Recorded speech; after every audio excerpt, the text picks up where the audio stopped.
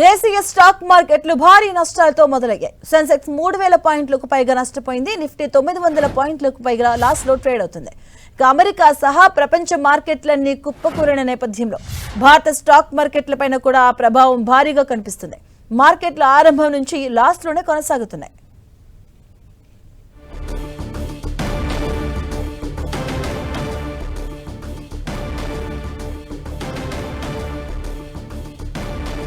దేశీయ స్టాక్ మార్కెట్లు భారీ నష్టాలతో మొదలైన పరిస్థితి చూస్తూ ఉన్నాం. సెన్సెక్స్ 3000 పాయింట్లకు పైగా నష్టపోయింది. అటు నిఫ్టీ కూడా 900 పాయింట్లకు పైగా లాస్ లో ట్రేడ్ అవుతుంది. అమెరికా సహా ప్రపంచ మార్కెట్లన్నీ కుప్పకూలిన నేపథ్యంలో భారత స్టాక్ మార్కెట్లపై కూడా ఆ ప్రభావం భారీగా కనిపిస్తుంది. మార్కెట్లు ఆరంభం నుంచి లాస్ లోనే కొనసాగుతున్నటువంటి పరిస్థితి.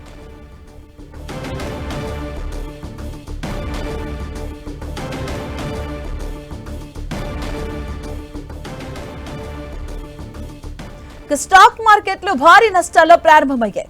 సెన్సెక్స్ 2700 పాయింట్లకు పైగా నష్టంతో ప్రారంభమైంది. నిఫ్టీ 920 పాయింట్లకు పైగా నష్టంతో ప్రారంభమైంది.